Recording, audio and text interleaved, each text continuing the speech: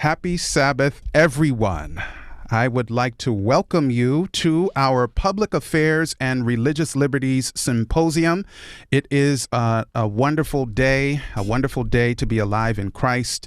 We are going to welcome you now from the Central Jamaica Conference of Seventh-day Adventists. And before I formally introduce the program, I'm going to ask you to go ahead and click the share button. If you're watching on Facebook, if you're watching on YouTube, go ahead and click the share button and let someone know that we are here and ready to share under our important topics for this afternoon. I'd like to say, please pardon us for being just a little bit late. We were having some technical difficulties, and most of those have been sorted out. And you're praying people, so we're going to ask you to continue to pray with us that the Lord will prevail and that he will be praised. My name is L. David Harris. I'm the communication director here at the Central Jamaica Conference of Seventh-day Adventists. And as I said, just about 20 more seconds, I'm going to introduce the program formally, and we will get underway. Thank you for your patience. Thank you to everyone who's live with us in the Zoom platform, everyone live on YouTube, everyone live on Facebook. Okay, I'm going to go ahead and pray just to get the technical part started and then introduce the program formally. Let's go ahead and pray. Father in heaven, thank you for the privilege we have to share things that are more than just important, but critical, especially during the times in which we live. I'm asking you to cover us in all of the technical issues. Cover us with all of our panelists who've been preparing, and that your name will be glorified. In Jesus' name I pray. Amen and amen. Again, I'd like to welcome you now to the Public Affairs and Religious Liberties Symposium that we will be hosting for just about 2.5 hours this evening. It's a privilege for us to come to you from the Central Jamaica Conference of Seventh-day Adventists, and I would like to just quickly introduce the outline of the program, and then I will introduce our evening's moderator. We're going to begin with a musical praise time, prayer, of course, welcome and introduction of the moderator. That will be me. Greetings, another song of praise. We're going to get to know very briefly the panelists before they begin, and we'll have 2 segments. And once we get to those particular segments, you'll understand where we're going with those.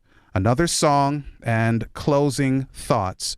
And if you understand how the Sabbath works, when we get near to the close of the Sabbath, we'll have a Vespers thought and then let you go with prayer. I'm delighted to make your acquaintance if you've never come onto our platforms. And I'm going to ask our sister, Jackie Bennett, to go ahead and begin with a musical praise. Sister Bennett, the time is yours. Thank you, Elder. The first song we will be doing is hymn number 422, Marching to Zion.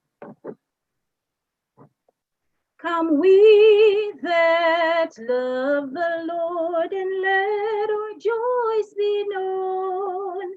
Join in a song with sweet accord, join in a song with sweet accord, and thus round the throne, and thus around the throne.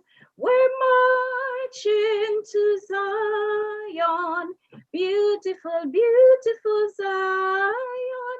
We're marching upward to Zion, the beautiful city of God. Let those refuse to sing who never knew our God, but children of the heavenly King, but children of the heavenly King may speak their joys abroad, may speak their joys abroad. We're marching to Zion, beautiful, beautiful Zion. We're marching upward to Zion, the beautiful city of God. Then let our songs abound, and every every tear be dry. We're marching through Emmanuel's ground. We're marching through Emmanuel's ground to fairer worlds on high, to fairer worlds on high. We're marching to Zion, beautiful, beautiful Zion. We're marching upward to Zion, the beautiful city of God. Amen. And the next song we'll be doing is hymn number 470. There is sunshine in my soul today. There's sunshine in my soul today, more glorious and bright than glows in every earthly sky. For Jesus is my light. Oh, there's sunshine, blessed sunshine, when the peaceful, happy moments roll. When Jesus shows his smiling face, there is sunshine in my soul. There's music in my soul today, a carol to my King. And Jesus listening can hear the songs I cannot sing. Oh, there's sunshine, blessed sunshine, when the peaceful, happy moments roll. When Jesus shows his smiling face, there is sunshine in my soul. There's springtime in my soul today, for when the Lord is near, the dove of peace sings in my heart, the floors of grace appear. Oh, there's sunshine, blessed sunshine, when the peaceful, happy moments roll. When Jesus shows his smiling face, there is sunshine in my soul.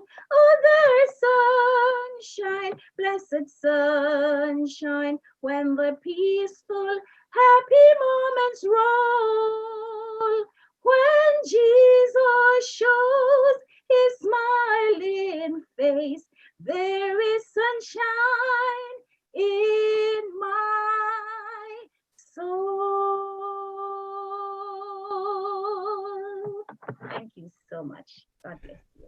Amen. Amen. There's sunshine in our soul. And I'm so thankful that God is that sunshine. I'm going to welcome Pastor Billy Watson, the conference treasurer, to come and share an opening prayer. Let us pray. Oh, gracious, loving Heavenly Father, we thank you for the privilege you have afforded us, the freedom to express ourselves in the context of religious liberty. We thank you for the opportunity we have in our island home, and we want to ask that you continue to open up ways so that freedom to worship, to praise you, will always be afforded us. We thank you for the Religious Liberty Department of Central Jamaica Conference, and for all those who are here in this symposium, and those who are listening and on the other media.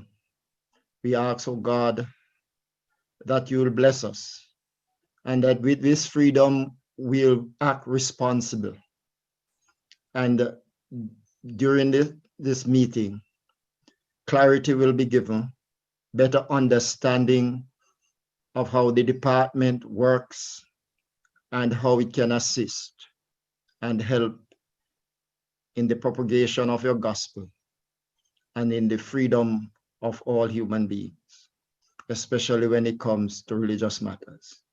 So now, Lord, lead with our panelists, lead our moderator, and may your blessings be upon us as a church and upon your people as we worship, praise you, and express openly our love and service for you.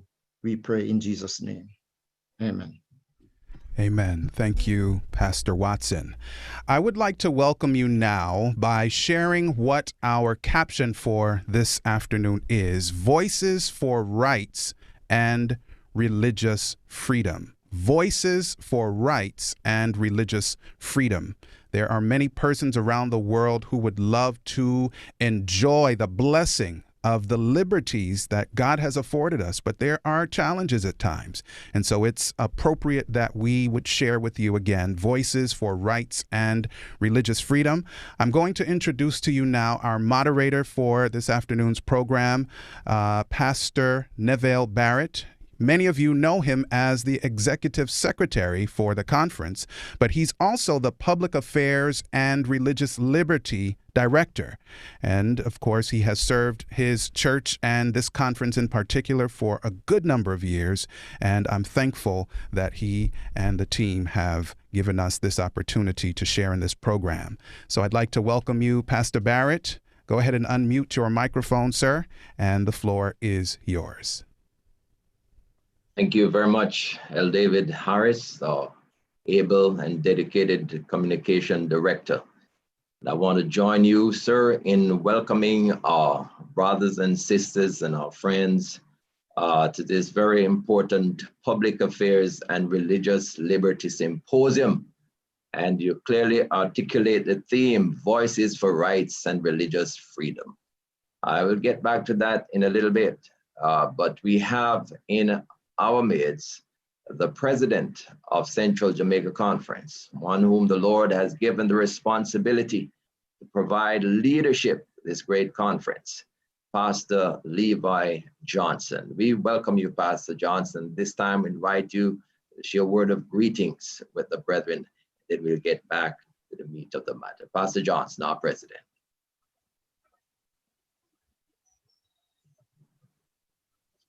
Thank you, Pastor Neville. Happy Sabbath to everyone.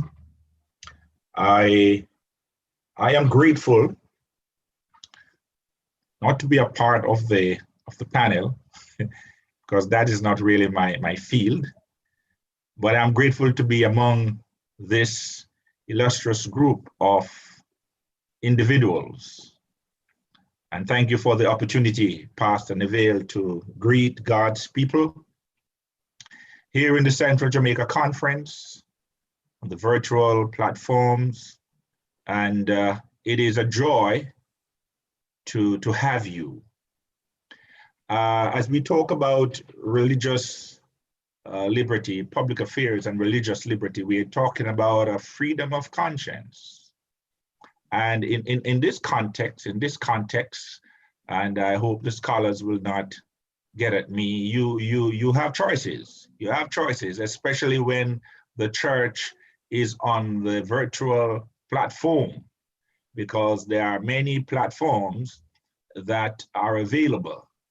But this afternoon, in this context, you have made the choice. You have exercised your choice.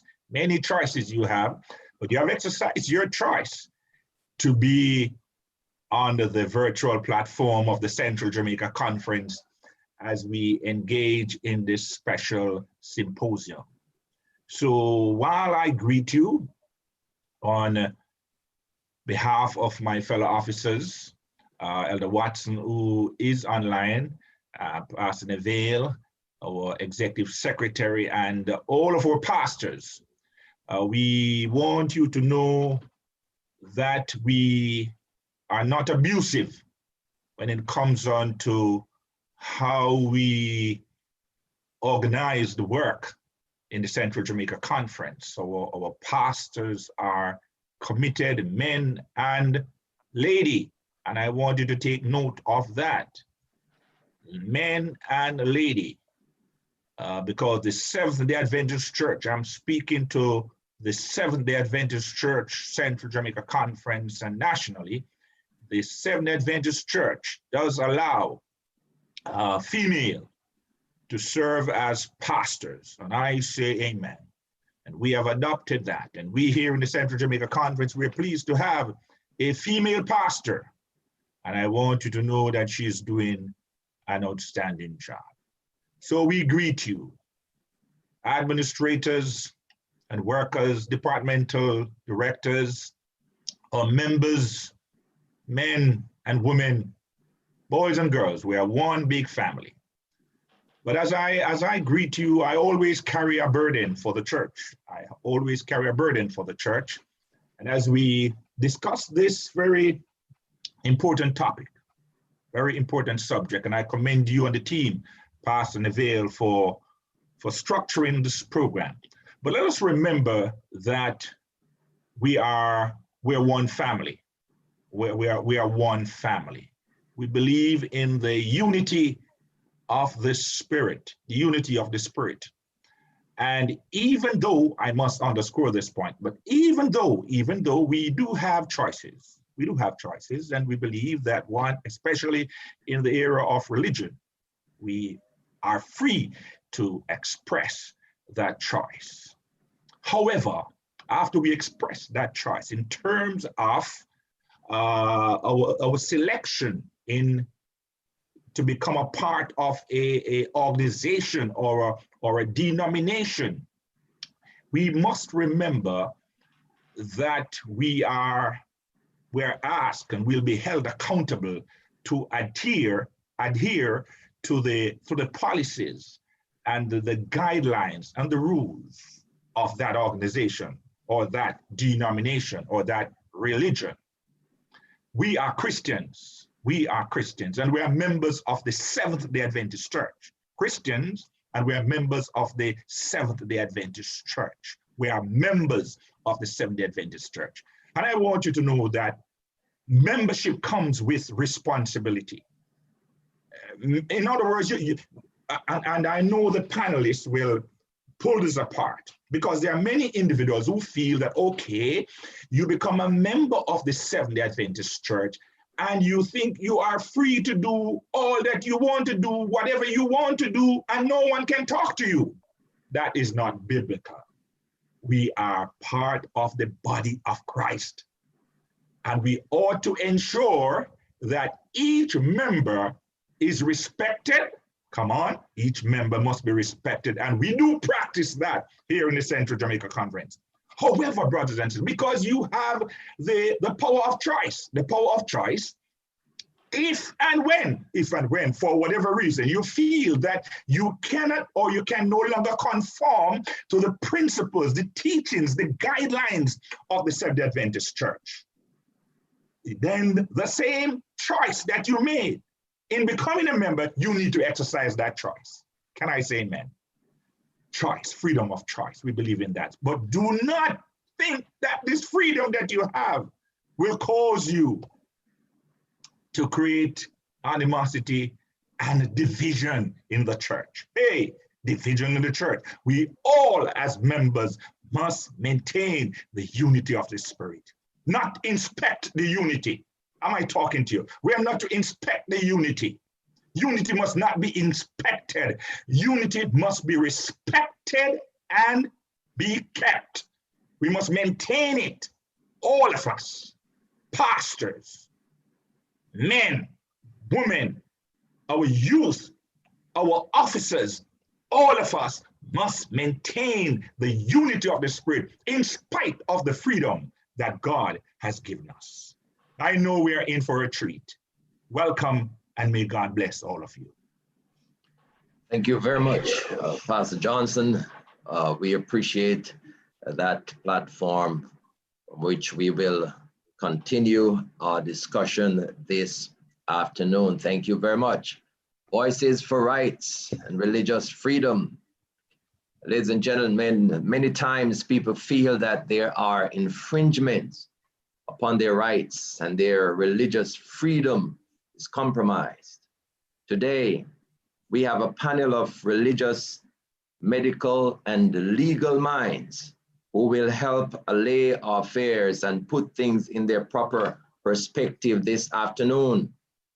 Before I introduce our panelists, however, I will make a statement or two, which I am sure our panelists will elaborate on during our discussion. First up, the Public Affairs and Religious Liberty Department is one of the oldest ministries in the Seventh-day Adventist Church. This department has been involved in representations to governments, Congress, and decision-making assemblies to ensure the protection of religious liberty and human rights. We believe that the fundamental principle of freedom of religion is a basic human right and cannot be granted or removed by government or individuals. I'm sure our lawyers and our religious mind will explore that for us this evening. Therefore, ladies and gentlemen, our objectives are to educate our audience regarding their rights and to assure them that as a church, our voices will be heard on behalf of those who are vulnerable in our society. Ladies and gentlemen, our panelists are Mr. Nigel Cope, a Communication, Public Affairs and Religious Liberty Director of Jamaica Union Conference of Seventh-day Adventists for over 14 years. During this period, he made significant contributions to the positive image and repositioning of the Adventist Church in Jamaica. He carries responsibility of being the official voice, media spokesperson rather, for the Seventh-day Adventist Church in Jamaica. He is the director of the NCU Media Group, currently serves as chairman of the National Religious Media Commission, and holds membership in the Press Association of Jamaica. And the Society of Adventist Communicators in North America. He is the current Secretary General of the National Religious Liberty Association. He's the husband of Bobette, the proud parents of Chad Anthony and Ramoy, Mr. Nigel Cope.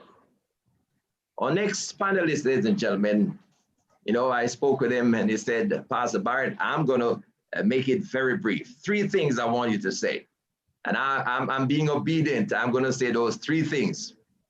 Elder Wendell Wilkins, an attorney at law, an expositor of religious liberty, and a follower of Jesus Christ. We welcome Elder Wendell Wilkins. Our third panelist is Mrs. Sadia R. Bernard, ESQ, is the founder and managing partner of the Roach Bernard PLLC, a full-service law firm headquartered in Valley Stream, New York, Long Island to be exact, with an affiliated branch called RB Caribbean in Kingston, Jamaica. And when we sort her out, we ensure that we get a good mix. We want an international perspective and a local perspective. As a result of that, she's licensed in both the USA and the Caribbean. She's often advised on cross-border transaction in both regions. Mrs. Bernard has been a practicing Seventh-day Adventist for more than 22 years. She's an active member of the Jamaica Seventh-day Adventist Church in Queens, New York, serving, supporting in many ministries. She's also served as one of the outside general counsel for the Northeastern Conference of Seventh-day Adventists, Queens, New York.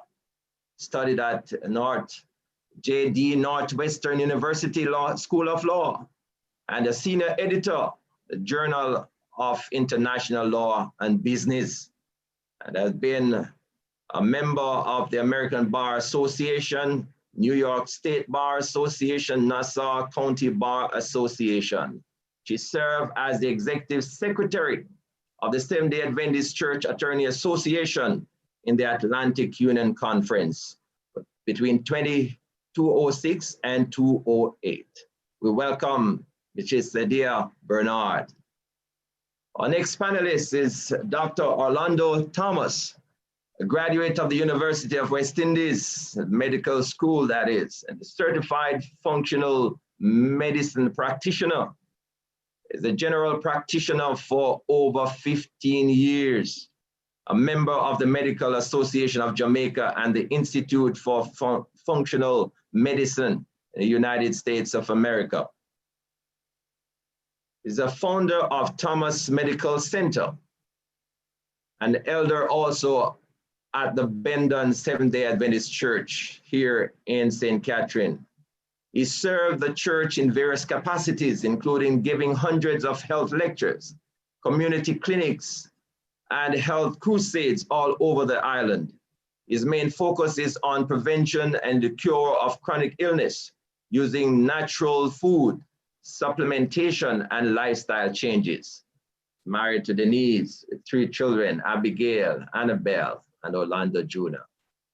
A final panelist, ladies and gentlemen, this one is well loved by us here in Central Jamaica Conference. All of our panelists are loved by us, but I say that because he served here Central Jamaica Conference. Pastor Chambers is an assistant professor in the School of Religion and Theology at Northern Caribbean University, one who had given 11 years of service to Central Jamaica Conference as a conference director and district pastor.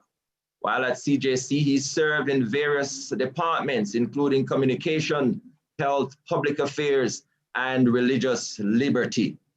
He also holds a BA in religion and a Master of Arts in pastoral theology from Northern Caribbean University and IATS, a postgraduate certificate in software engineering from Liverpool University, and very soon will complete his Master of Information System from NCU. He's the husband of Roxanne McCoy, the father of Jaheim, Danae, and Jahiel. We'll welcome our panelists, ladies and gentlemen, and we have a number of questions that we will be directing to our panelists, and we know that you have your questions as well. You can type your question, and we will have my co-moderator, co-host, L. David Harris, will take a question from the Zoom platform, on the Facebook and YouTube platform, and we'll direct those at the panelists at the appropriate time. But we have a number of questions that we want to direct to our panelists at this time, and they will be asked on the 5 major subject areas that you would have seen on your flyer. The biblical foundation for religious liberty and the states, religious freedom and human rights, your health and religious freedom, the mark of the beast, and religious liberty. There are some relevant questions that we seek answers for. And these are the individuals who will help us to supply, or will supply the answers to these questions. And so we go with question number 1. What is religious liberty, ladies and gentlemen? And did Jesus defend religious freedom? It's a relevant question. We need to start, we have to begin at the Genesis. What is religious liberty? And did Jesus defend religious freedom? I know we have, yes, go ahead. I want to say that religious freedom started from in the Garden of Eden. God made Adam and Eve, and he gave them freedom to do what they please. They had choices. And it's for that very same reason why we are where we are now. So it started then. And you know the process of sin and where it has taken us. And Jesus, on a number of occasions, I believe when he was on earth, exercised religious freedom. I can recall the story of the rich young ruler that they refer to. That's what they call him. And when he told him to follow him, sell all he would have had and follow him, he decided to turn away. Now, Jesus did not basically force him. He allowed him to go his way. In calling the disciples, I'm sure he just said, follow me, just as how he had said to that rich young ruler, follow me. And he followed him. But our biggest freedom where Jesus is concerned came by way of the cross. We were set free from whatever bondage of sin that would have existed even afterwards. And I want to say that because he created us, he did not create robots. He created free beings. It is for that reason why each person has the right to choose whatever he wants to, any religion, to choose no religion at all, or to choose to change his religion. So religious liberty in essence is the right and freedom of anyone to worship whomever, whenever, wherever, and however they want to worship. Okay, thank you very much, Elder Cook. Now, I don't know if any of our panelists want to add to what you have shared thus far. We will enfranchise each person at this time. Panelists want to add to that. What is religious liberty? And I know we have our attorneys here as well, so they'll give us both perspectives. I know initially Pastor Chambers, you're about to respond to the question. We will allow you to this time. Hey, thank you, Pastor Barrett, and good greetings to the panelists. Elder Cook covered the definition that's there. I just want to add to that the concept of religious liberty in terms of a society is fairly new in terms of a society, as I said. As Christians, we claim a religious liberty, but in terms of it being given to us by society, the United States of America is the first government, the first empire that actually claim to give religious liberty to the people. Most of the kingdoms before that, and empire before that, they had a state religion that others are basically tolerated. But the United States was the first in history to proclaim that they give all the opportunity to worship as they please. Okay, thank you very much. Thank you very much. So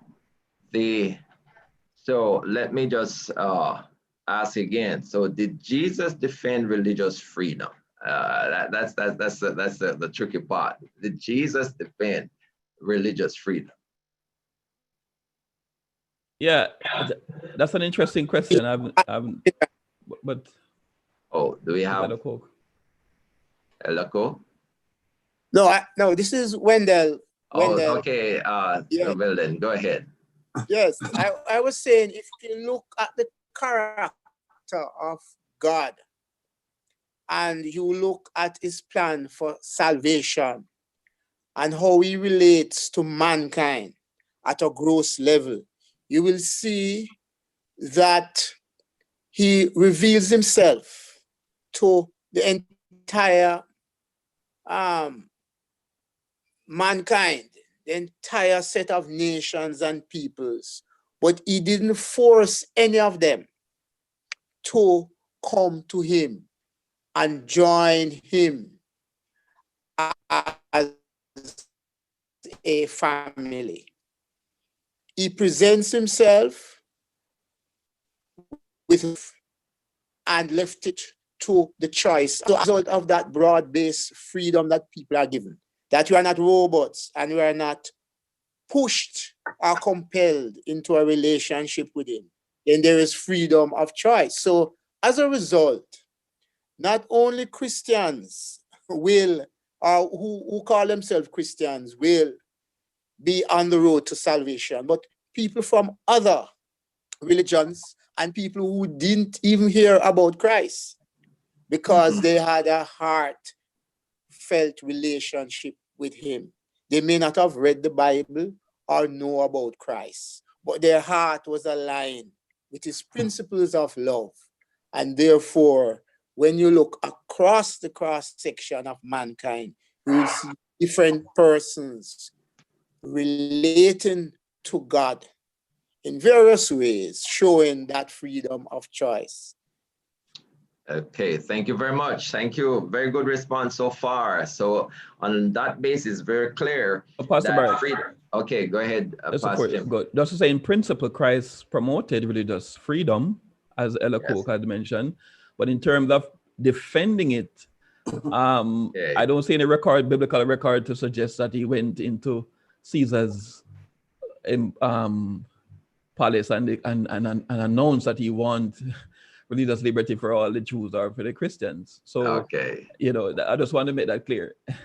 Okay. Based on our modern definition of religious liberty in principle, he would not have had to do anything like that. Well, the record doesn't show that. But in terms of in general attitude and teaching, he promotes freedom of religion. Very clear. Thank you very much. I want to move on to a question.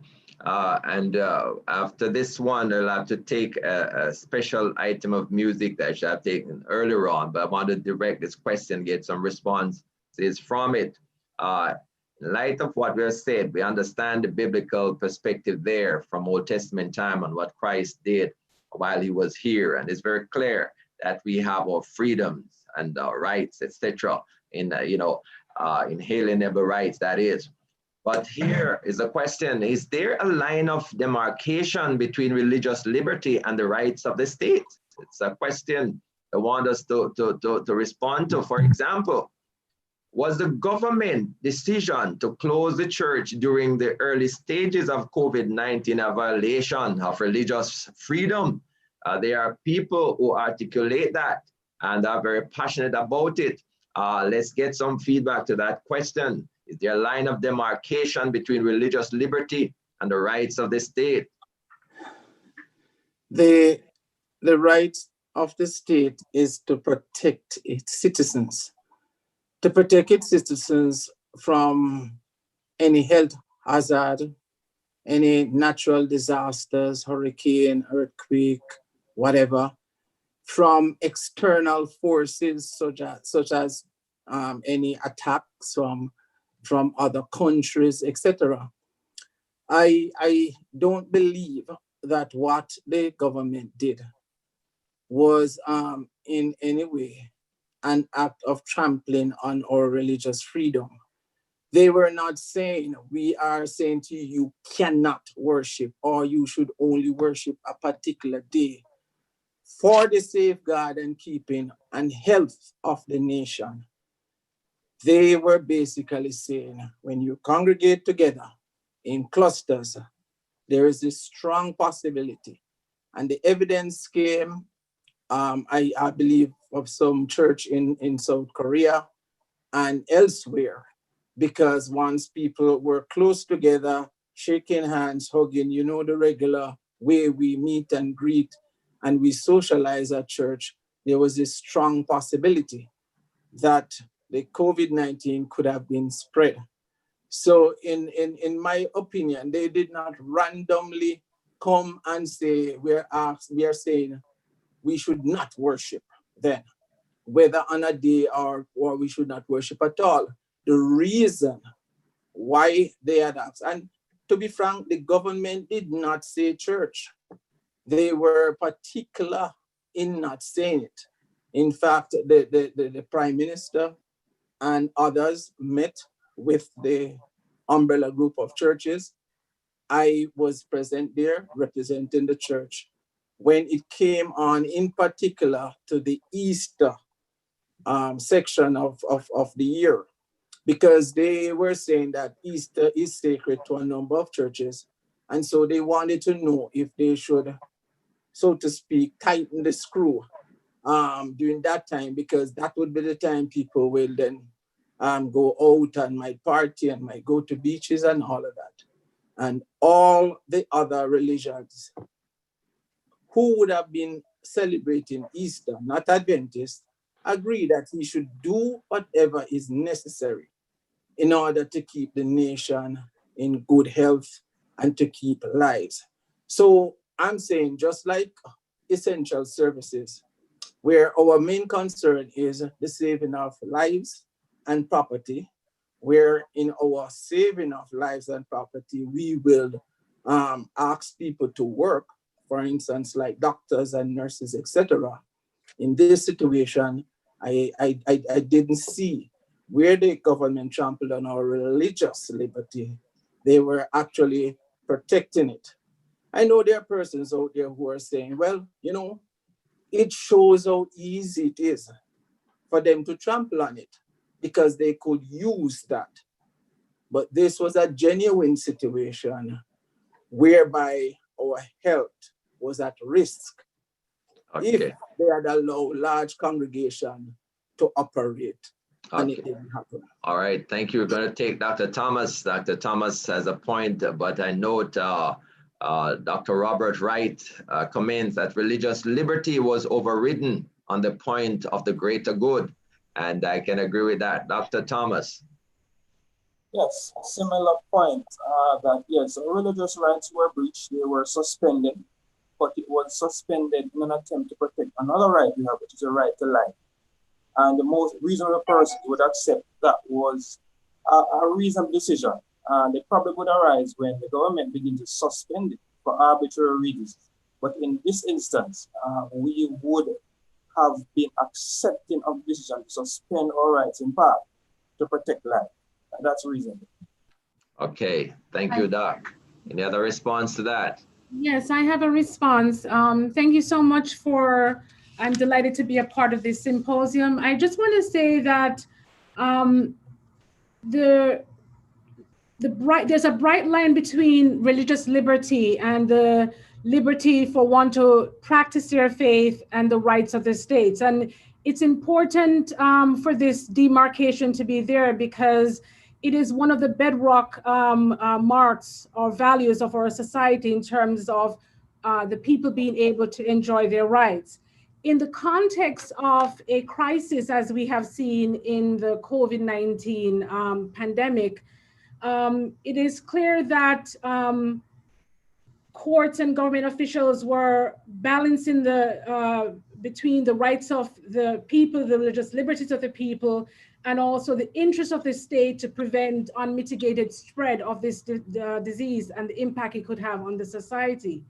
And so we saw where in the United States, where persons and churches brought the matter before courts here in the United States, and we saw where really churches were prevented in some states from having meetings and holding church in many states, and in other states there were more liberal rules.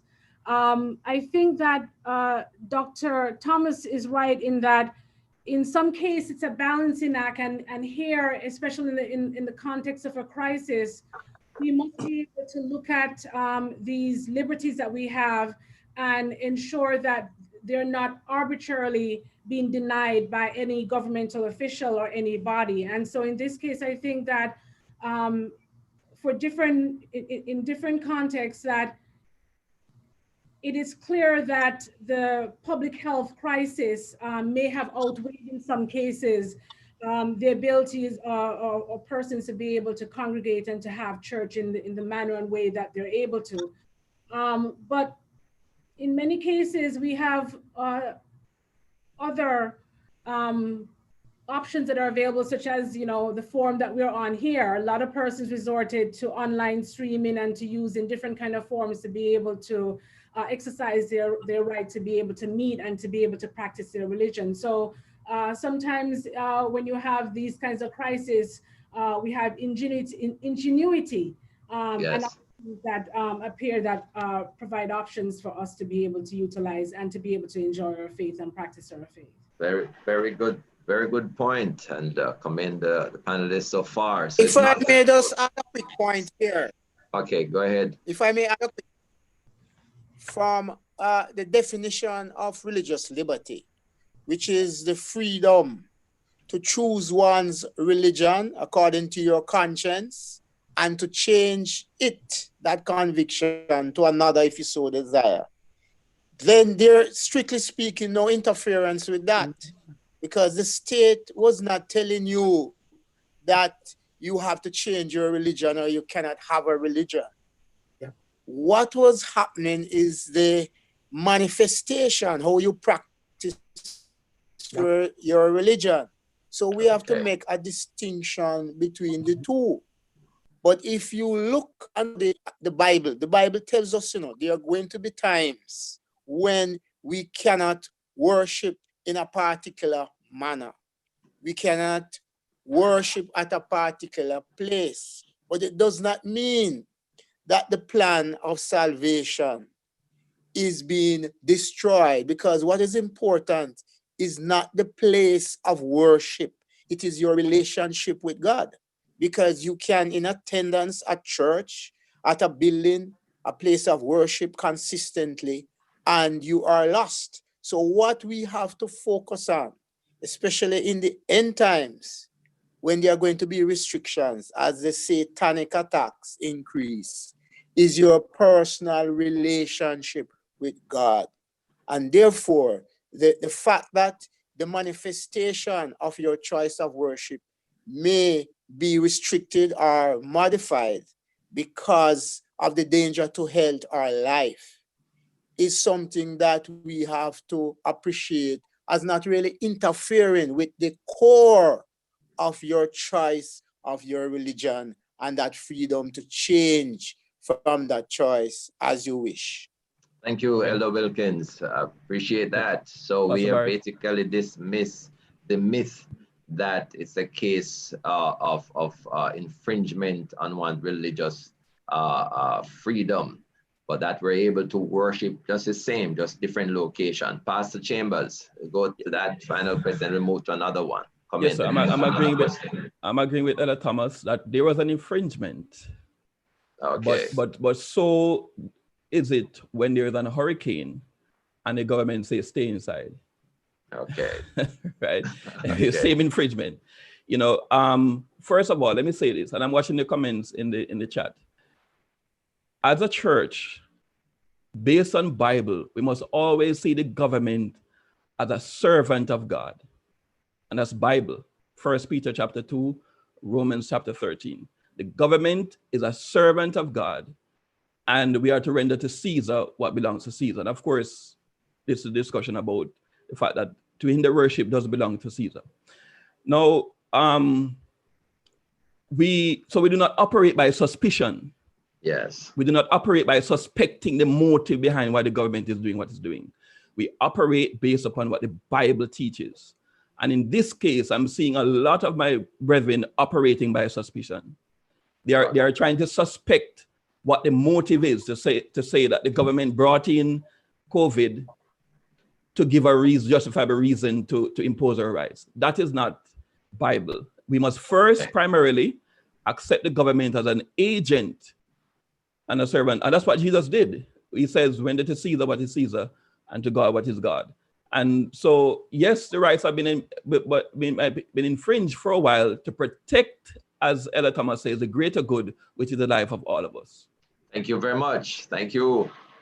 Next question. What are the circumstances? What are the circumstances under which the government can exercise its authority in a manner that impacts religious liberty? I think you covered that somewhat, but there may be some aspects of it that needs further attention. What are the circumstances, right, under which the government can exercise the authority in a manner that impacts religious liberty? I just want to answer the question by pointing out that we need the state to be able to enforce religious liberty. So when we started, we defined what religious liberty is. Without the state as an actor, to enforce religious liberty and the freedom for all persons to be able to exercise their religious liberty, we would not be able to live in a society as we do today, where there are many different religions and people practice different beliefs.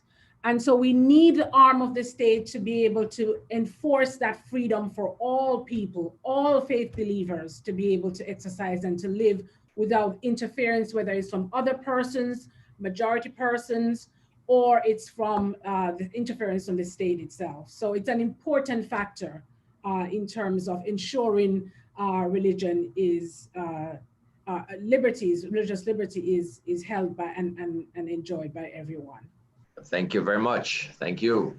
Now, if I may add quickly that go ahead, Savinda. 70% of the population of the world now do not really enjoy religious freedom as we know it, like in Jamaica.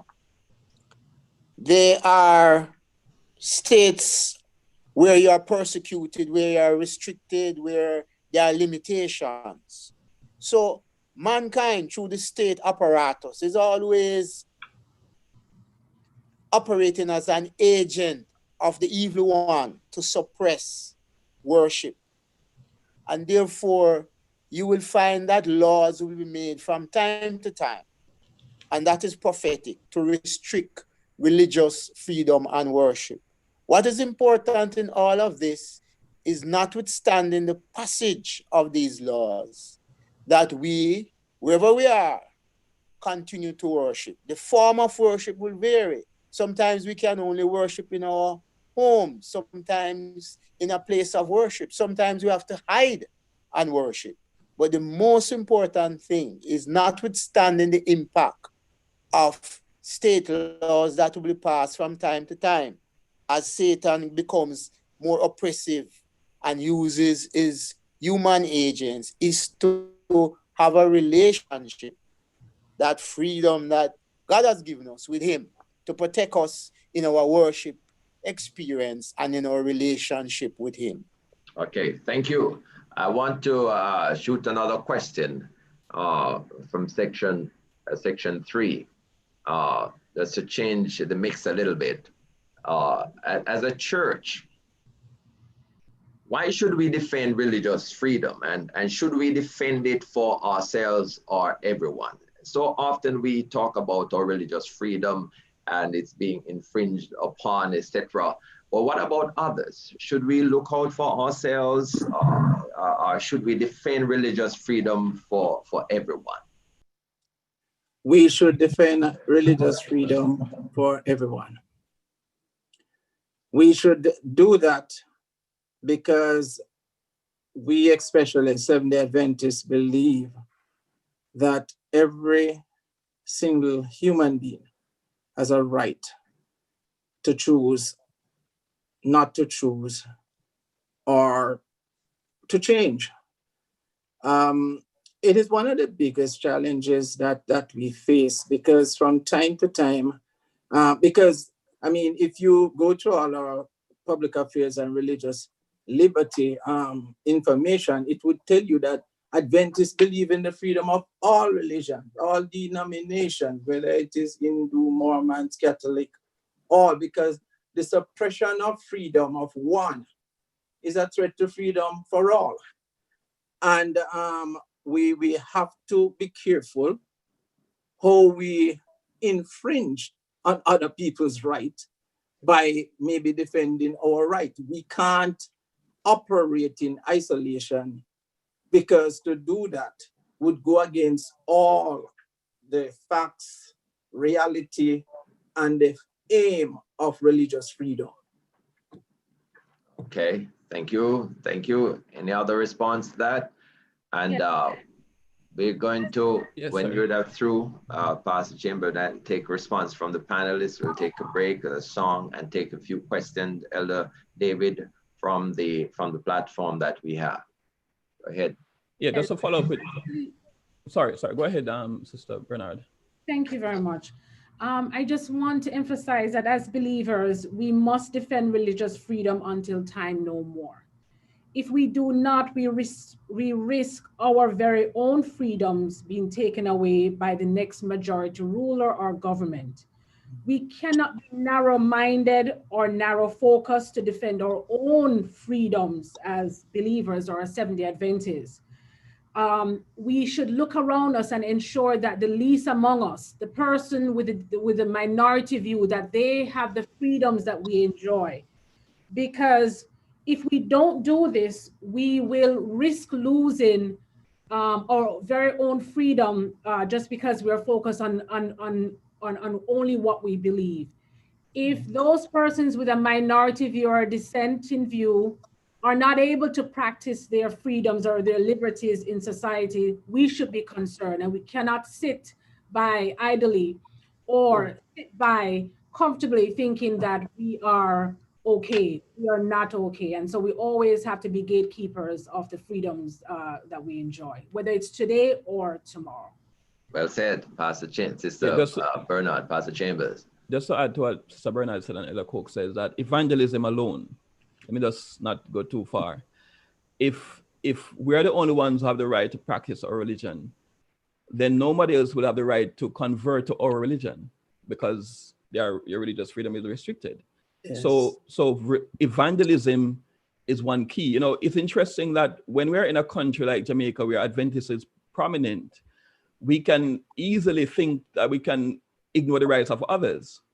But when we get into a country where we are the minority and we need to evangelize, then we start clamor for religious freedom, you know. Mm-hmm. But when we sit as queen, you know, we don't feel that it's necessary for smaller groups to have religious freedom because we are in the majority. But it's always interesting as human nature that the main majority group is always willing to hinder the religious liberty of this minority group, and vice versa. So evangelism is one key aspect as to why we need to defend religious liberty of all. And to back up Elder Pastor Barrett, just to back up Adventist religious liberty, we practice the maxim that says the best way to safeguard our own rights is to advocate for the same rights for everyone else. Amen. Well said. Thank you. And I just want to remind everyone also that, you know, a lot of times, because, you know, many of us, we live either in Jamaica or in the United States, we live in liberal societies where there is religious pluralism. There are people practice many different religions, and they're able to do so without molestation or interference from the state. But we have other nations, China, Japan, North Korea, where some of these have very repressive regimes, and people are not able to worship as we do or have the freedoms to be able to do that elsewhere. And so let us not only think of where we are or where we happen to be living now, and understand that the scope is much broader in terms of the work that we have to do to ensure that there is religious freedom worldwide. Thank you. We're going to take Dr. Thomas. Thomas. Yes, on the message board, Dr. Wright raised a very tantalizing question, one which I've often pondered myself.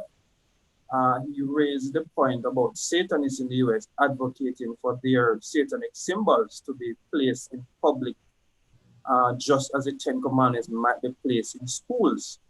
You know, as we go after religious freedom, you know, how many of us would appreciate a Satanist, say a child taking part in devotion at school and praying their satanic prayers in a school, just as our Christian children pray their Christian prayer? It is a troubling prospect, but if we hold true to what we say, we should understand that we are going to have to be open to everybody doing whatever they want, however they want, within this context of religious freedom. I'm not sure everybody fully appreciates that, but that's what we are saying, that everyone, even the Satanists, should have the right to worship who they want, when they want, and how they want. Well said, and that goes right back to a definition, as you said. I think Elder Coke, in the opening statement, made reference to the Genesis. You know, God gave us all freedom of choice, and Adam and Eve had that. They exercised it.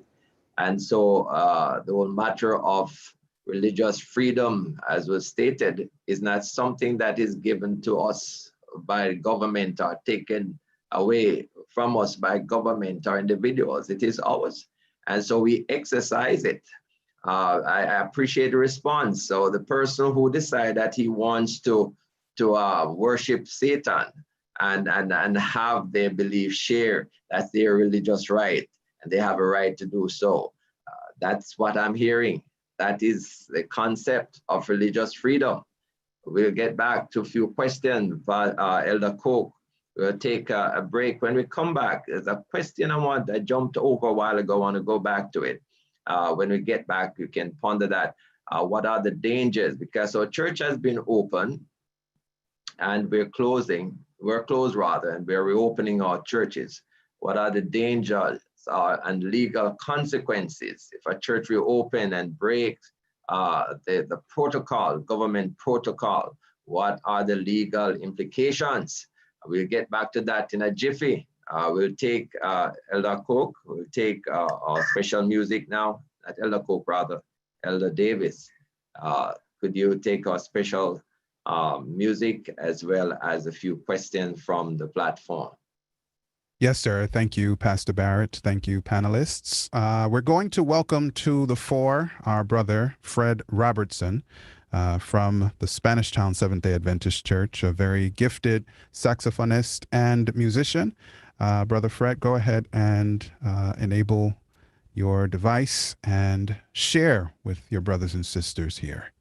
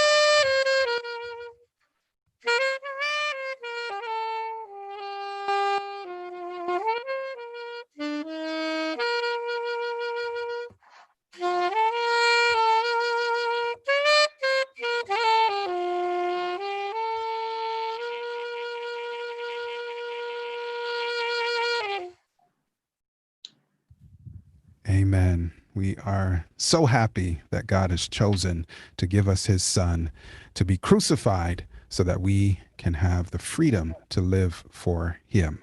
Thank you, Brother Robertson. I know that you have to move on to another engagement, so thank you for the time. Pastor Barrett, we have persons waiting to share questions here in the Q&A on Zoom, and periodically we may see in the social media feed. So if you instruct me, I'll do exactly what you asked me to do, sir. Okay, we'll take about 3 of those questions, and we want to take the question based upon the areas that we have covered so far, questions that are relevant to those areas. Okay, sir. One that fits in a way, is about the Flexi Work Week. And of course, this is in Jamaica Land We Love to those who are watching from around the world. It's a question about what recourse we may have, considering the state may have something to say about when we work and if it has an impact on the state. So how do we relate to the Flexi Work Week? It's a question to our panelists. Wendell, I think we went through this flexible work week situation on it, so I'm expecting Wendell to respond. But let me just start off by saying that one of my biggest disappointment, I would say, with my church at the time was when we were looking at the flexible work arrangements. Because in going around to the various churches, or in all the conferences I covered, there were brethren there who were believing at the time that the flexible work arrangement that the government was introducing was actually Sunday law or relating to the Sunday law. But what it had in it is that, and what we realized is that we were technically under the Sunday law, because what was on the books was that there should not be opening of shops and supermarket and work and all of that on a Sunday. It was restricting it. So what flexible work arrangement did was to allow every single day to be a work day. Before flexible work arrangement, Sunday was the day that was preserved, not to be a day to do work or to do any extra thing or for commercial activities. So what flexible work week did was to open up all the days for work. Now, the flexible work arrangement has some guidelines. And one of the specific guidelines that impacts Seventh-day Adventists, and we should work with it, is that there must be a rest day. I don't know why they call it rest, but they call it a rest day in the document. And as Seventh-day Adventists, what we would need to do, if it is that we work somewhere that would have had work on a Saturday, is to negotiate with our employer to get that rest day. Some companies, it's 2 days, right? But to get that rest day be the Sabbath. And so it would not be so much of any infringement on how they work. Now, as it relates to what we are doing now with COVID, again, the government restricts the time because of health, a particular health situation. It is not something that they wish to have in permanent, and you see where they have eased the whole thing. It's a back to work thing. As of I think the 14th, the curfew hours will change. These are just temporary measures, and they're looking at flexible work arrangement in light of COVID, because in it, I mean, a number of persons can be working from home. I had the challenge with the BPO sector, who were basically saying that Adventists are not infringed, although persons there in senior position told me they were. And we find that with COVID, a lot of the work was at home. And I'm saying every company can be flexible, and each company can be flexible, because as I've always said, it is not that the total employee population is Seventh-day Adventist. So work will not be shut down. But then, of course, some companies are inflexible, and sometimes government might have to change guidelines, but each company from time to time, and the lawyers can come in on this, I expect Wendell too, they have their rules and regulation and stipulation as to how people work according to the business that they're in. And Seventh-day Adventists need to be the best worker to ensure that they get the accommodation and things like that, so that their religious right is not infringed upon. All right, okay. Thank you, Elder Cook. I know that question basically came up, but we have a question that question will actually fall under. And seeing that it's on the floor, let's deal with it and done. It says the question is, what recourse exists for individuals whose educational or work experience is threatened by their religious conviction? I know that question falls quite appropriately under this subheading. So now you responded already. I'm going to ask someone else to respond to that question and take this one into consideration so we don't have to go back to this one again. And we'll come back to the two questions that you have, El David. One of our panelists.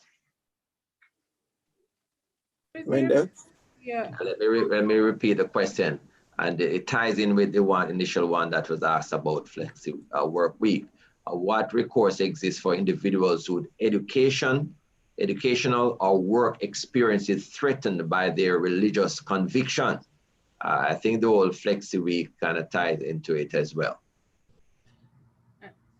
This is Well, the approach that the church has adopted is to seek accommodation, because we know by virtue of the Jamaican Constitution, your right to have a religion and to practice it is protected.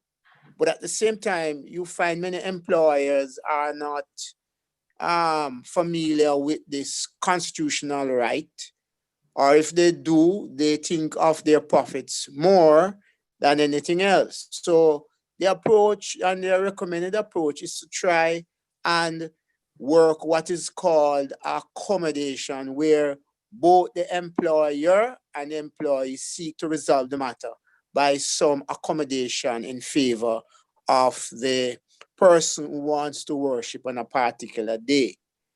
And oftentimes that works. If that fails at the level, what you call the local level, then the church will get more involved and see if the accommodation can be had in favor of the worker who wants to worship on a particular day. Of course, at the end of the day, you have legal resort to the courts in a constitutional claim that your constitutional rights are being infringed. And in that scenario, you will be able to ventilate your constitutional right to say you have been dismissed, discriminated against, and so forth. And obviously, that will be a good case to put before the court to set a precedent. But the normal way is to try and negotiate, to educate the employer, and to make it known that you are willing to work, but you must have your chosen day of worship. Before Ms. Bernard comes in, let me muddy the water a little bit. So Wendell, a person knows that a particular bus company operates 7 days a week. And to work with that company, chances are you may have to work on a Sabbath. And the person is a Seventh-day Adventist, goes to the company, applies for a job, but didn't state categorically that he or she is a Seventh-day Adventist. But when the roster is made up for that person to work on the Sabbath, then the matter of my religion becomes an issue. My denomination becomes an issue. My day of worship becomes an issue.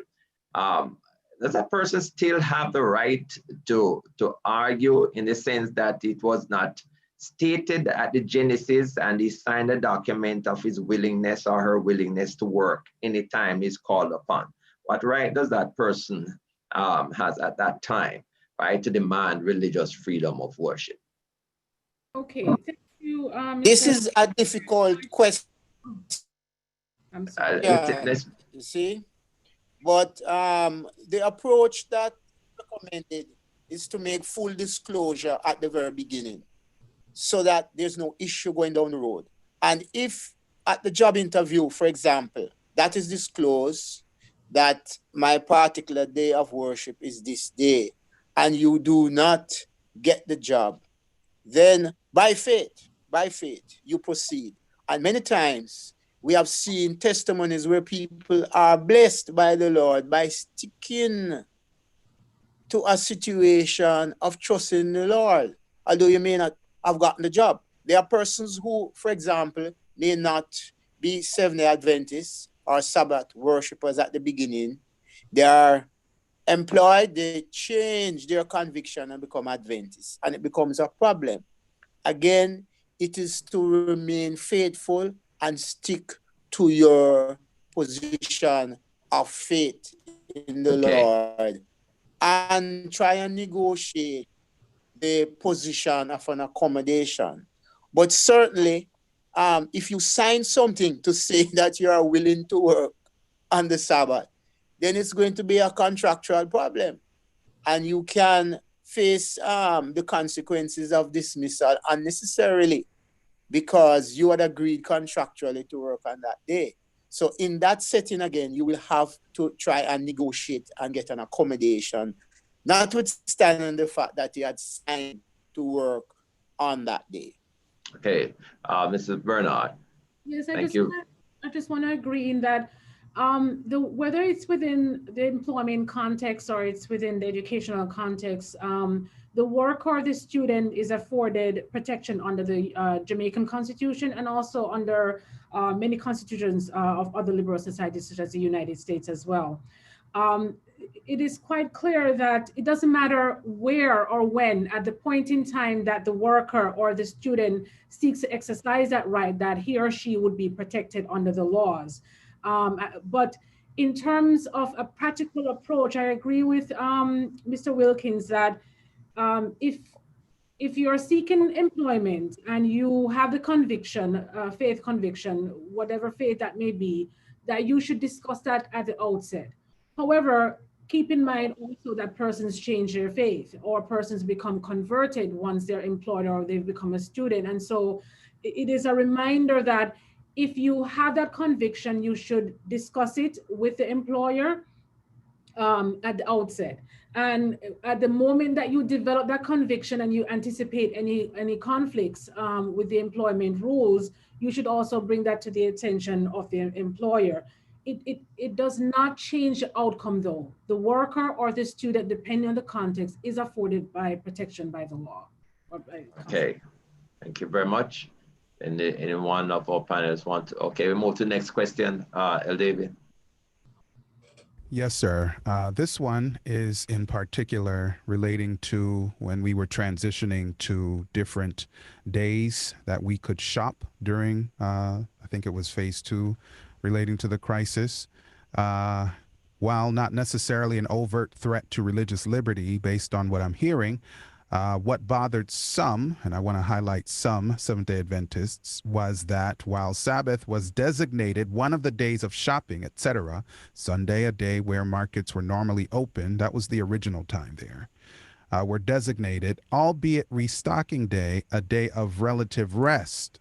So the question is, was this agitation justified within its context? Some persons having a problem with Sabbath being one of the designated shopping days before the adjustment had been made.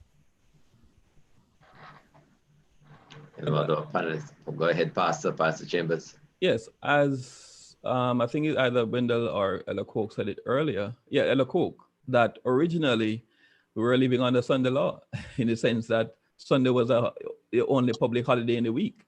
So in principle, Saturday is a regular work day. Mm-hmm. And the government is not Adventist. So we are, if they're not going to be thinking as Seventh-day Adventists. So, so if they put that out, then it is our responsibility to respond. And we can see obviously that the government did respond to the agitation that by some of us. Okay. Also, the government had to balance the situation because all of us know that the real and best shopping day for all shop owners, etc., is on a Saturday. Whether it's in the market, supermarket, the stores, Saturday, because that's when most people get their time to go out. If the government had shut that day down, they would have gone into trouble with a whole lot of merchants and companies and businesses and they didn't want that. So they wanted, I could see they were playing the balancing act. As I said earlier, they did consultation whenever they were going to be doing things that they believe would have done some form of infringement. And as Damien said, they are not Adventist. They have to basically, I'm using the words now, play to what society says. What we had to do was to basically work with the situation. And what had happened behind the stage, and it did happen in Parliament when the discussion came up, was that the Sabbath day then was extended. Well, it was extended into Sunday, according to our Sabbath keeping, beyond sunset, so that any Adventists then who would not have gotten through. I remember we commented on it in the newspaper, and one of the things we suggested they did, which was to remove that alphabet thing, like people from A to D, and that was not relevant as we see it. But at the time, we had to advocate for all shoppers. Okay. A number of Adventists, now let me finish, a number of sorry. Adventists were basically complaining that we were playing to the government. No, the statement was we appreciate the extension for all shoppers. That's what we said. We didn't want to say for Seventh-day Adventists. This is a national, global problem. And when we saw the backlash, which even the person who did the demonstration, the solar demonstration got, if we had gone out to say, we are thankful for this for Seventh-day Adventists, again, people would be saying, what, you guys think you are gods? You guys think it would have gotten a backlash. So in thanking the government for it, we had to thank them for all shoppers, because everyone was getting challenges with COVID, and everyone was benefiting wherever the benefits came. So it go right back to what you said earlier, Elder Cook, that in lobbying for freedom, we lobby for freedom for all. It's not just about us, but for everyone. Yes. Final question. Yes, Pastor. I have a live question, if I'm permitted, by voice. No, we're taking those that are typed. Written. Okay, yes. we're going to do the typewritten one. I'm going to take one more of the typewritten ones. Let's you can hold on the questions for Okay, now, sir. David. We have a few important sir. ones we want to cover with the panel before we move. So just want to hold on that a little bit.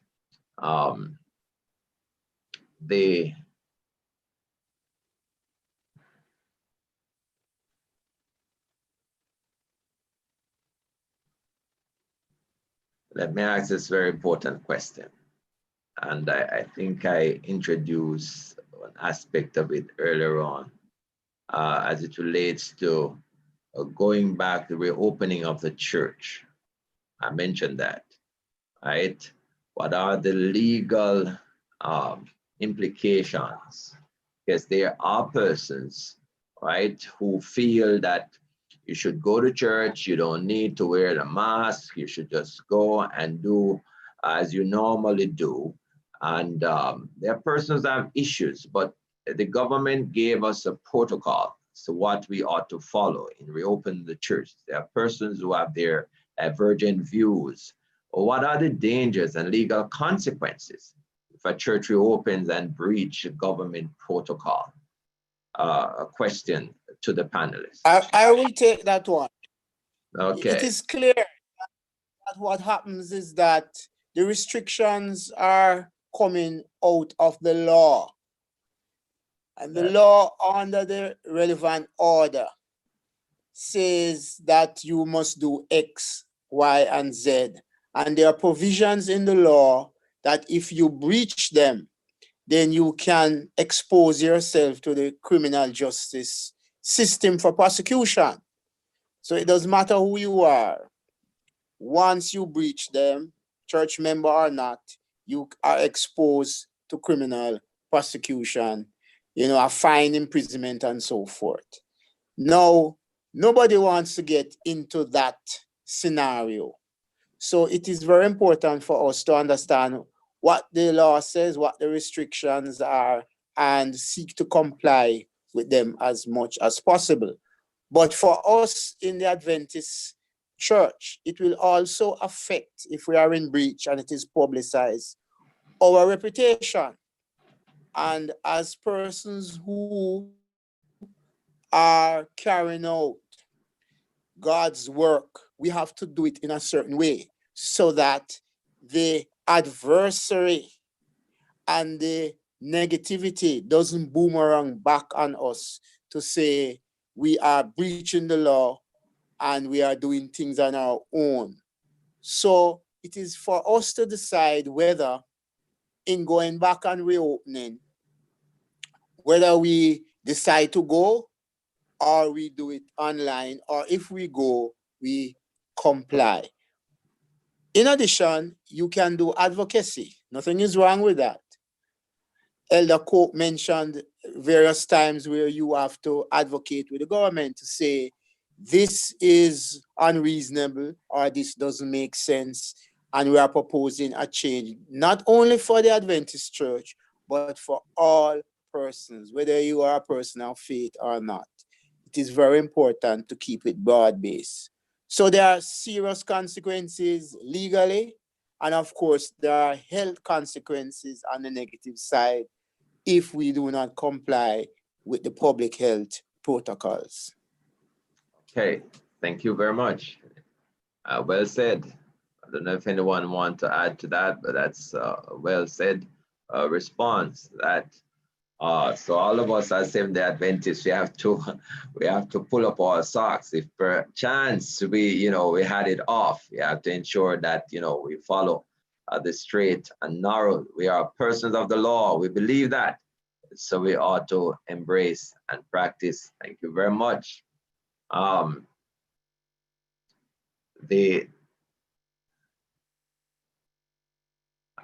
this is a very important question. There are a number of persons who were left at sea and individuals who were stranded in other countries during COVID-19. There are some of our members overseas now. There's some who are complaining and even say, well, the church not doing much to advocate for their rights to get back in the country. Unfortunately, the government has opened up the borders to some extent, as we know it, for our brothers and sisters to get back home. But was there an infringement on the rights of persons who were left at sea or in other countries during COVID-19? There's a question. I want the panel to react to that one. This is very important because, sometimes the church gets a lot of bad name or blamed for not doing what they're supposed to do.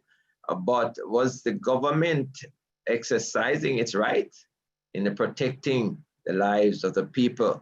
I know it is similar to a question we asked earlier on, but how do we approach this one, panelists?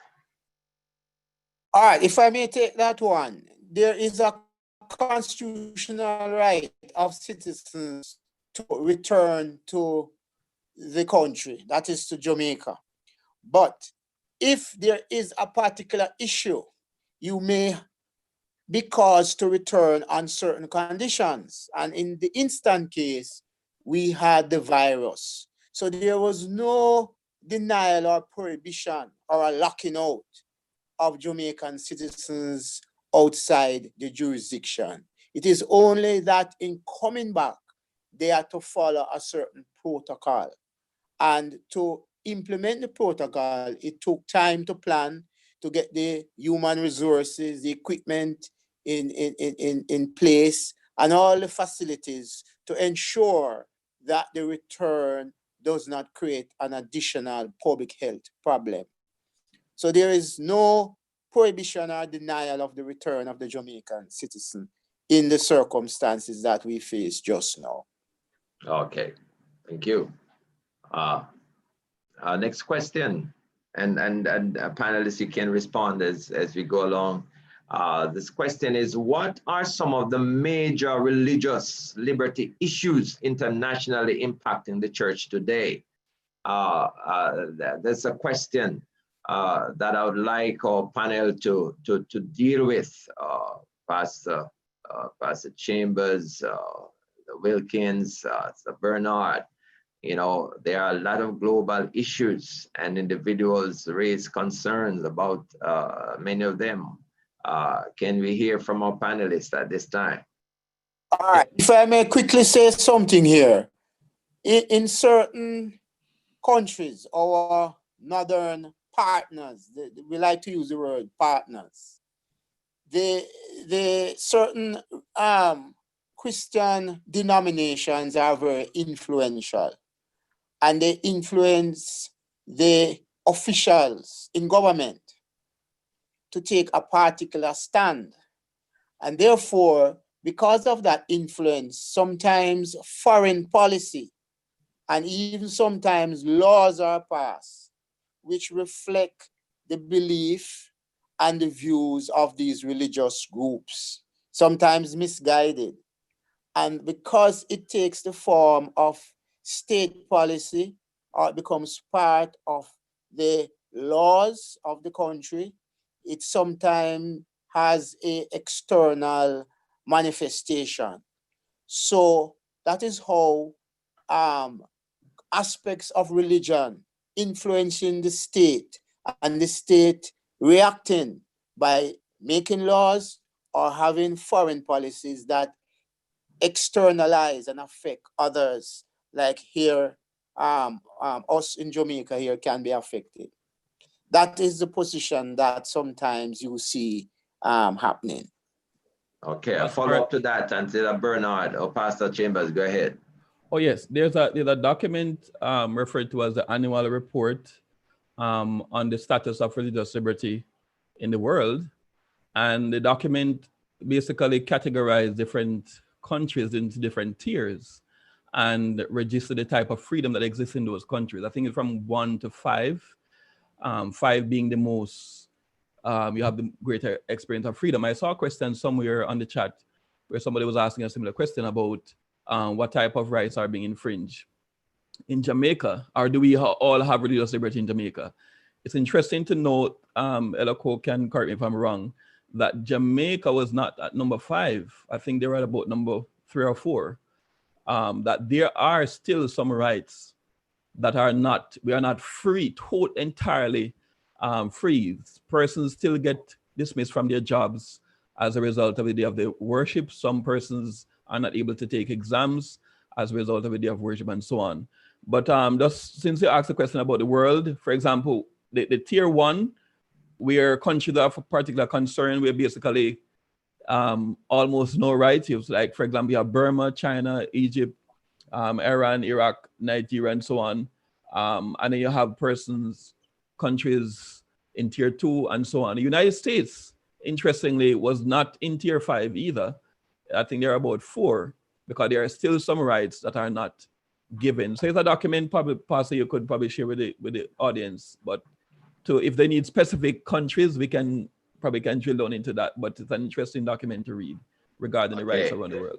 And I want you to, maybe before we finish, Pastor, we could touch back on the whole matter. You mentioned it a while ago in terms of persons, and I think Elder Wilkins alluded to it earlier on in terms of education. Persons have to do exams on Sabbath, etc.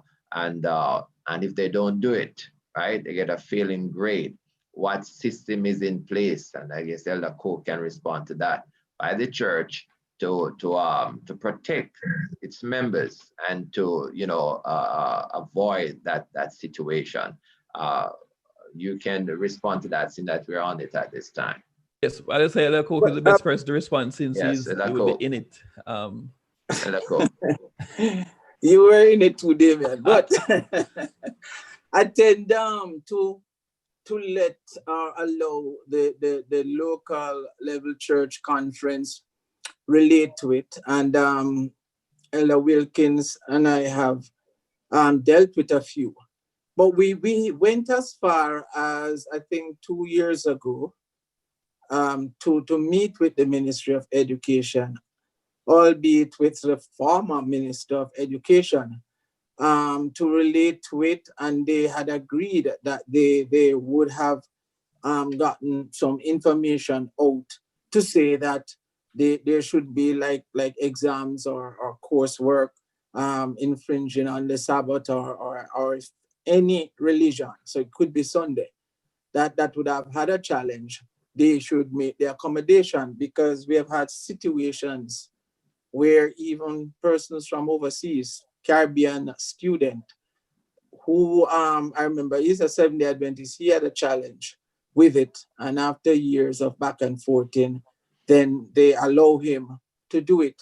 But what we normally would do is basically to arrange a meeting with the university or the high school, but it's mainly universities that are within this context where education is concerned. And basically on behalf of the student or students relate to it. Last year, or was it year and before last, the time flying a whole lot, we had to even accommodate some Bahamas students here to do their exams because they were having challenges with it there on the Sabbath, but they were accommodated here in Jamaica.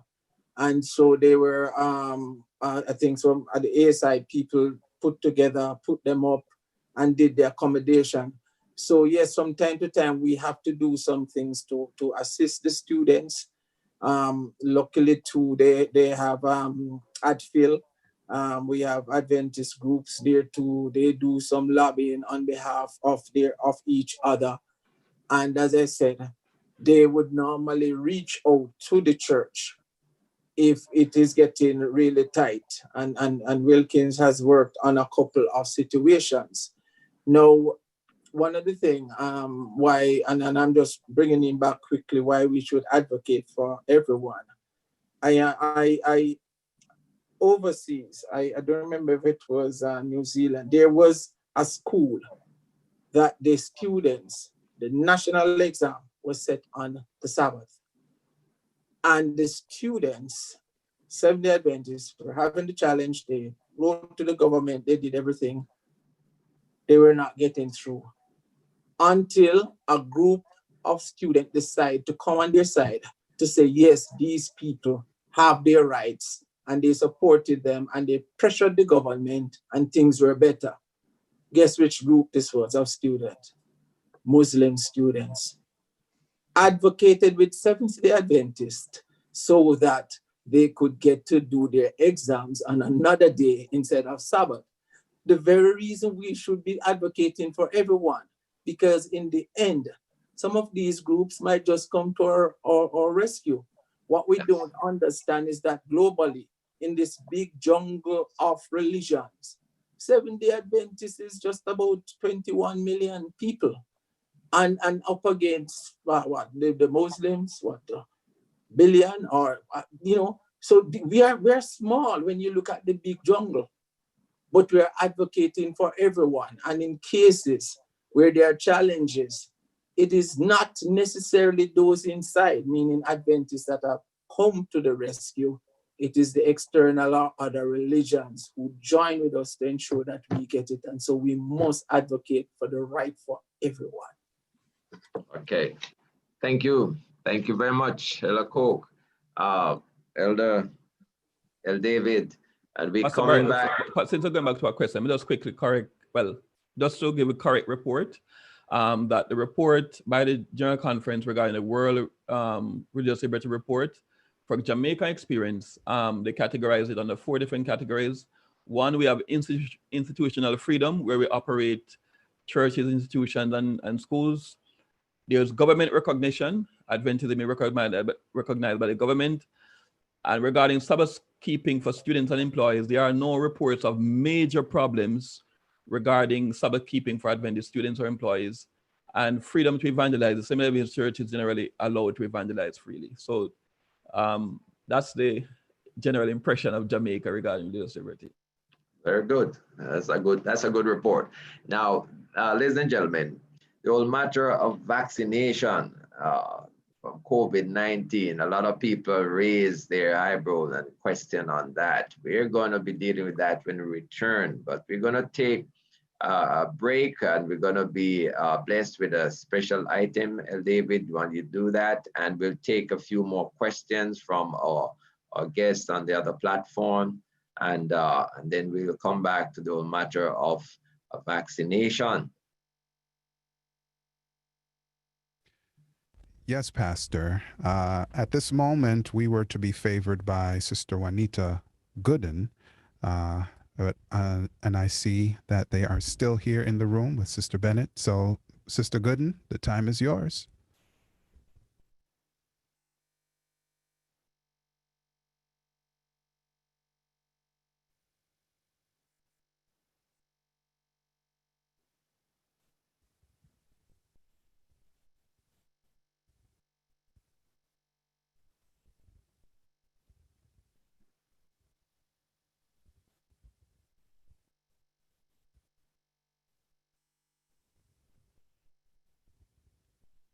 I see that it is unmuted, but I'm not hearing you.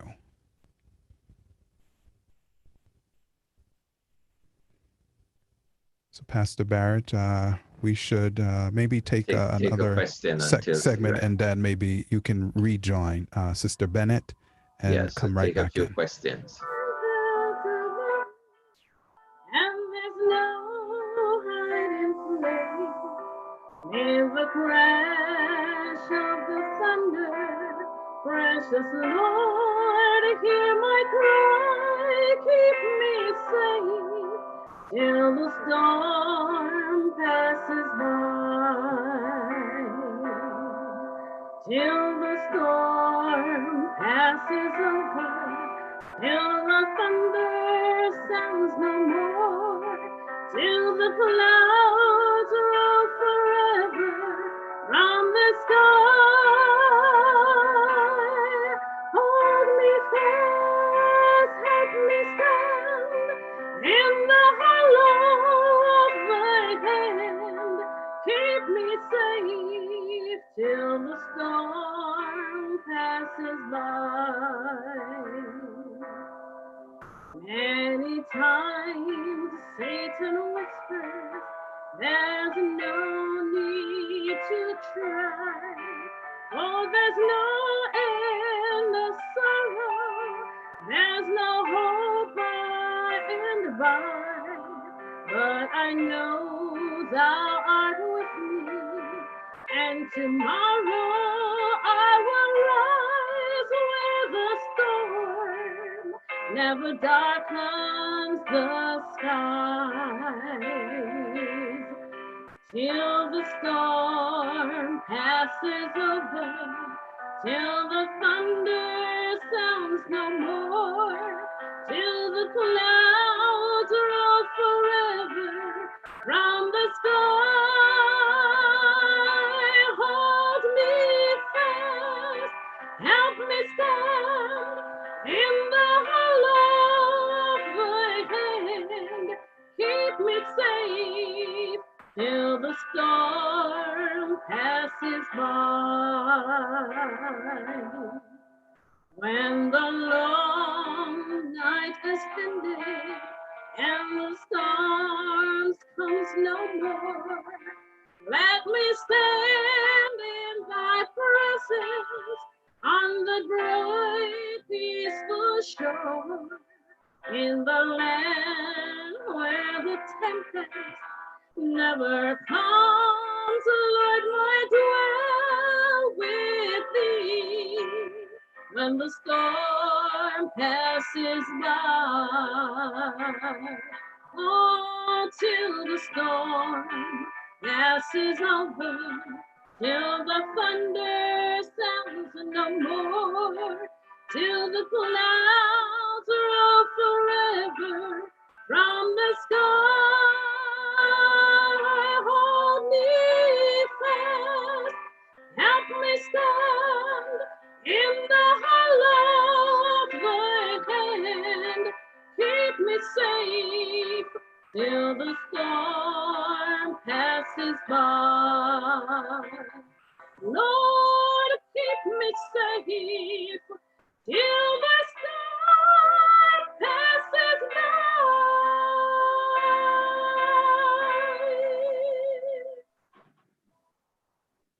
Amen. David, do we have a question from the other platform? We'll take 2 more questions if there are any. If not, we'll move. Yes, there's one question. It's difficult sometimes to answer exclusionary questions. We heard what religious liberty is, but only allusions to what it's not. What is religious liberty not? Okay, question to the panelists. What religious liberty isn't?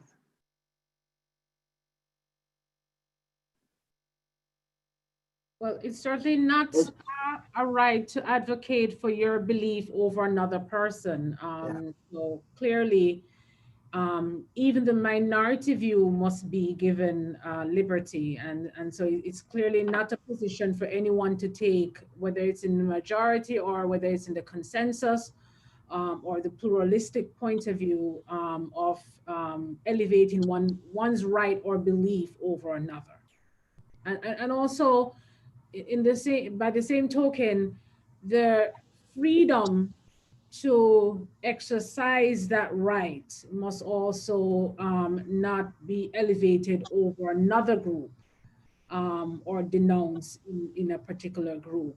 So it is leveling the playing field in allowing everyone to be able to exercise, having the freedom to exercise their liberty or their right of religion, whatever the doctrines or the tenets may be, and how they practice it.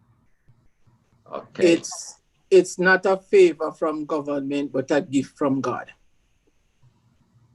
Religious freedom is not a favor from government, but a gift from God. And as I said, persons out there might still believe that they might be saying it's not a right to fight for the freedom of others, but it is our right to do that. Okay. Yeah, it's not the same. It's not the same as the people make it. It's not the same as the freedom of choice and the freedom that God gives to us in terms of salvation and worshiping Him. Religious liberty have to do with what living within a society in this context have the right to worship God. But the freedom to choose is a broader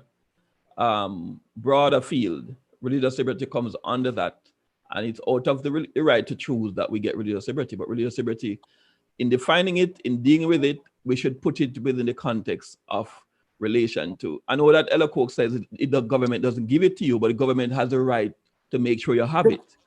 The government can't address the matter of your freedom of choice, but it can address the matter of making sure you have the right to worship God, which I don't know if I'm coming across right. You're making sense. I was taking it from the context that if the Son shall set you free, you're free indeed. Okay. Right. So let me ask a question. Now you touch on the matter of choice, Pastor Chambers. My choice. I mean, people talk a lot about that. We're coming to the matter of vaccination because there are a lot of people who talk about that in this COVID-19, and that may be the only solution to this pandemic. Dr. Thomas is here, and I'm sure we're going to hear from him. But before we get to that, the whole matter of my choice. Are we free to choose? And does our free choices have consequences? That Pastor mentioned that a while ago about the difference between religious liberty and choices, freedom of choices. I want to get in as much of the question because the time is running.